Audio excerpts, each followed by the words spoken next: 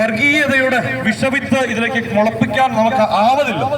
അതുകൊണ്ട് ഇതൊരു സമാധാന സന്ദേശ യാത്രയാണ്, ഇതൊരു സ്നേഹത്തിന്റെ സന്ദേശ യാത്രയാണ്. ഇത് നാളെ നമുക്കെല്ലാവർക്കും സ്നേഹത്തോടുകൂടി ഈ നാട്ടിൽ ജീവിക്കാൻ കഴിയണം എന്ന് വിളംബരം ചെയ്യുന്ന ഒരു യാത്രയാണ്. അതുകൊണ്ട് ഞങ്ങൾ എല്ലാവരും ഉണ്ട്, ഞങ്ങൾ ഒരുപാട് പേരുണ്ട്. ഞങ്ങള് ഈ ബൈബിള് ഇത് കത്തിക്കാനായിട്ടുള്ളതല്ല, ഇത് കത്തിച്ച പ്രിയപ്പെട്ട സഹോദരനോട് ഞങ്ങൾക്ക് പറയാനായിട്ടുള്ള ഒരു കാര്യം, ഈ ബൈബിൾ എപ്പോഴെങ്കിലും ഒന്ന് ആ മനുഷ്യനൊന്ന് തുറന്നു നോക്കിയിരുന്നെങ്കിൽ ഈ കത്തിച്ചപ്പം വന്ന ഒരു പ്രകാശത്തിന്റെ 10 ഇരട്ടി പ്രകാശം ആ മനുഷ്യന്റെ അന്തരംഗങ്ങളിലേക്ക് കടന്നു വന്ന് അവനെ വീണ്ടെടുത്താനായി.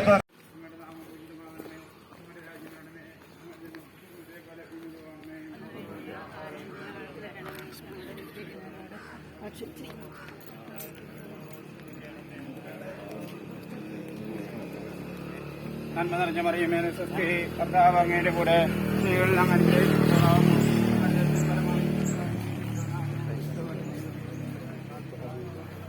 അത് ക്രിസ്ത്യാനിയാണെങ്കിലും മുസൽമാനാണെങ്കിലും അതിന് ഹൈന്ദവനാണെങ്കിലും നമ്മൾ തിരിച്ചറിയണം എന്നൊരു ഓർമ്മപ്പെടുത്തൽ മാത്രമാണ് ഞങ്ങൾ ഈ ഒരു ബൈബിൾ സ്നേഹ സന്ദേശ യാത്രയിലൂടെ നടത്താൻ ഉദ്ദേശിക്കുക.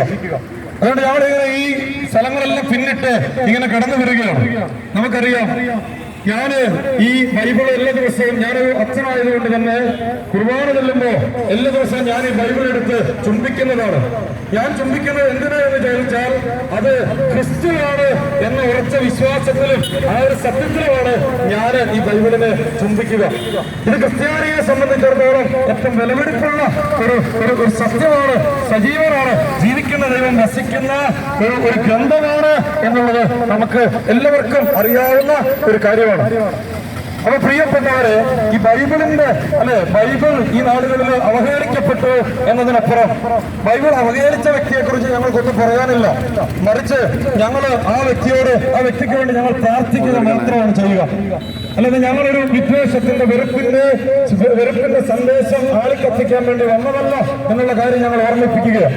അതുകൊണ്ട് ഇന്ന് ഈ വെള്ളിയാഴ്ച ഞങ്ങൾ സാധാരണഗതിയിൽ ക്രിസ്ത്യാനികള് കുരിശ് പിടിച്ച മലമുകളിലേക്ക് കയറിപ്പോകുന്നത് ഇവിടുത്തെ പ്രിയപ്പെട്ട സഹോദരങ്ങളൊക്കെ കണ്ടിട്ടുണ്ട്.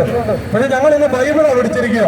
ബൈബിള് പിടിച്ചിരിക്കുന്നത് എന്തിനാ എന്ന് ചോദിച്ചു കഴിഞ്ഞാൽ, പ്രിയപ്പെട്ടവര്, കുരിശ് പിടിച്ചത് കർത്താവ് യേശു പരിഹാരം ചെയ്തതിന്റെ ഓർമ്മയോട് ചേർത്ത് മനുഷ്യകുലത്തിന്റെ മുഴുവൻ പാപങ്ങൾ ക്രിസ്ത്യാനി അവന്റെ സഹനങ്ങളിലൂടെ ക്രിസ്തുവിന്റെ സഹനത്തോട് ചേർത്ത് പരിഹരിക്കപ്പെടാനായിട്ട് ശ്രമിക്കുകയാണെങ്കിൽ ഇന്ന് പ്രിയപ്പെട്ടവര്, ഞങ്ങളെല്ലാവരും ബൈബിൾ കൈകളിൽ ഏന്തിയിരിക്കുന്നത് ഒരൊറ്റ കാരണം കൊണ്ട് മാത്രമാണ്.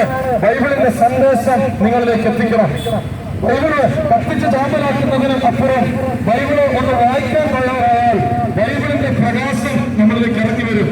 അങ്ങനെ ഇറങ്ങി വന്ന 4-5 കൊലക്കേസുകളിൽ പ്രതിയായി ഇന്ന് ജയിൽ ശിക്ഷയൊക്കെ കഴിഞ്ഞ് ബൈബിള് വായിച്ചു, ബൈബിളിലൂടെ കർത്താവിനെ അറിഞ്ഞു എന്നതിന്റെ പേരില് പുന്നപ്പുറയില് ഇറച്ചി ആൽവിൻ എന്ന് പറയുന്ന ഒരു സഹോദരൻ ഇന്ന് മാത്യു ആൽവിൻ എന്ന പേര് സ്വീകരിച്ച് മാനവികതയുടെ അങ്ങേയറ്റത്ത് മുഖമായി, കാരുണ്യത്തിന്റെ മുഖമായി ജീവിക്കുന്നത് ജീവിത സാക്ഷ്യമായി പുന്നപ്പുറയിൽ കാണാൻ സാധിക്കും.